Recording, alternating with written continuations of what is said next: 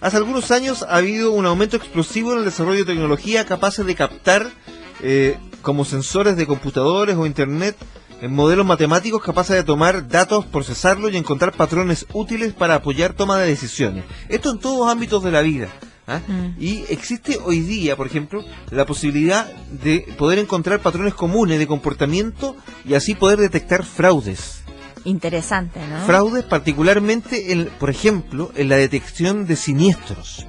Por ejemplo, gente que dice que se le roban la radio del auto cuando la gente vende la radio del auto. Claro, y lo toma como siniestro. Entonces las compañías se han preocupado para no ser timadas por las mismas personas que dicen ser aseguradas y dicen ser víctimas de estos siniestros. Tenemos en línea para conversar sobre este tema a Richard Weber, jefe del grupo Data Science del Instituto de Sistemas Complejos de Ingeniería de la Universidad de Chile. ¿Cómo estás, Richard? Buenos días. Hola, buenos días. Bien, gracias. ¿Cómo están ustedes? Muy bien, un placer saludarlo. Interesante tema para abordar, porque hoy día la ciencia ha avanzado de manera tal de que poco a poco comienza un poco a develar un poco el alma. Yo creo que esto pasa más en Chile que en otras partes del mundo, ¿me equivoco? Así es una disciplina que partió hace 50 años atrás, pero en el mundo académico principalmente.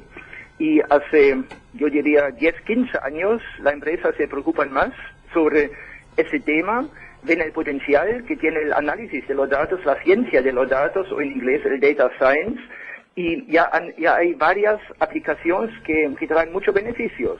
Y en Chile ahora estamos desarrollando sistemas en distintos ámbitos con la ciencia de los datos.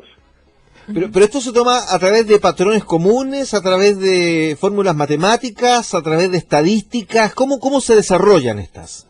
Exactamente. Piensa lo siguiente, si un cliente de un banco tiene ciertas transacciones, deposita dinero, paga con la tarjeta de crédito, todos esos movimientos se traducen en datos que entran a una base de datos, en ese caso en el banco, y lo tomo solamente como un ejemplo. Ahora, ese banco no tiene solamente un cliente, tiene muchos clientes, y el comportamiento de todos los clientes entran a esa base de datos, donde al final uno podría encontrar un patrón de clientes jóvenes, por ejemplo, que tienen un comportamiento, y también hay clientes de otro estrato que tienen otro comportamiento. Eso es lo que llamamos un patrón, que buscamos con ciencia de los datos, y al encontrar ese patrón podemos proponer acciones, por ejemplo, para hacer una oferta en el caso del banco. Pero eso es solamente un ejemplo, hay muchas otras aplicaciones también. Richard, dentro de este descubrimiento, en este trabajo que realizan, me imagino que no solamente hay informáticos, hay otro tipo de especialistas también, sobre todo para descubrir comportamientos, patrones de las personas en este tipo de fraude. Muy interesante el tema. La ciencia de los datos no es una disciplina única, es muy transdisciplinario, donde trabajamos con expertos de distintas áreas. Necesitamos matemáticos para desarrollar modelos. Necesitamos gente de ciencias de la computación, de la informática, para implementar los algoritmos. Pero también necesitamos expertos de las distintas aplicaciones. Por ejemplo, si hablamos de una aplicación en negocios, necesitamos expertos de negocio. Pero también hay aplicaciones en medicina, donde trabajamos junto con médicos. Hay aplicaciones en astronomía, algo muy distinto, donde analizamos datos que captamos de los telescopios. Y ahí siempre necesitamos el extra, podría ser escuchada por alguien. ¿Y esto en qué está beneficiando hoy día a las empresas a evitar que el fraude se genere o el autofraude se genere? Bueno, el fraude es un concepto muy común que existe en distintos ámbitos.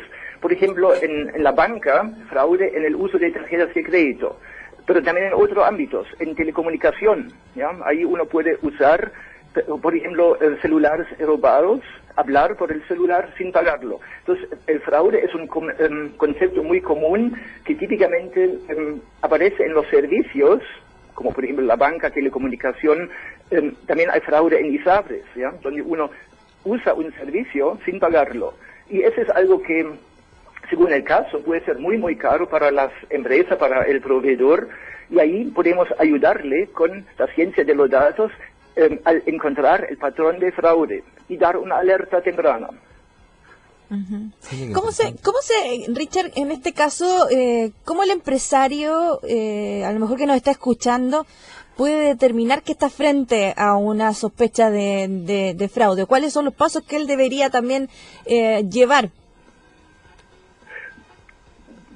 Bueno, en primer lugar, el caso de fraude es algo que no es tan fácil de detectar. Si ocurre el primer caso de fraude en un servicio nuevo, muchas veces queda cubierto y es muy difícil identificarlo. Pero con el tiempo, el mismo empresario se da cuenta que está perdiendo dinero o perdiendo negocio por algún lado. Y ahí recién uno empieza a indagar, empieza a buscar cuál podría ser ese comportamiento, que además cambia con el tiempo, ¿ya? Ahí uno tiene el típico juego, digamos, del gato-ratón, ¿no es cierto? El quien comete fraude se da cuenta que el otro, el empresario, por ejemplo, tiene sistemas antifraude y ahí el adversario cambia su comportamiento. Lo hace más difícil. Mira, Buenísimo. qué interesante. Y esto se está aplicando en distintas áreas del desarrollo de la economía, digamos, o distintas áreas del desarrollo de la ciencia o de la interacción entre los usuarios y el que entrega el servicio. Sí, exactamente. Yo puedo comentar un caso que instalamos en el sistema de seguros de automotriz, donde ocurre también fraude. Por ejemplo, gente tiene un seguro y si le roban la radio, el seguro debe pagar. Y ese es, digamos, el negocio normal. Pero ahora también ocurre que cierta gente mal pensada vende su radio, el mercado negro, y después le dice al seguro, me robaron la radio. Y ese es otro caso de fraude, donde instalamos un sistema para el sector automotriz, del seguro automotriz, donde ahora podemos detectar con mayor probabilidad los casos de fraude, donde alguien hace un abuso del sistema del seguro. Buenísimo. ¿Qué tal? Bueno. ¿Qué tal? O sea, los malos y los frescos, los pillos siempre deberían ser castigados y pillados, digamos. Así es, porque todos pagamos, digamos, el costo que produce el pillo. Claro. Por eso nos conviene a la comunidad, a la sociedad, nos conviene instalar ese tipo de sistemas de detección de fraude. De todas maneras. Richard, queremos agradecerte por recibir el llamado de la radio y conversar con nosotros a esta hora de la mañana. Ok, ya, muchas gracias. Un abrazo. Richard Weber, jefe del grupo Data ¿Qué Ciencia. tal? Interesante tema con respecto al uso, al avance también que ha tenido la tecnología y cómo detectar fraude con ciencia de los datos. Lo escuchó en el Expreso Bio Bio.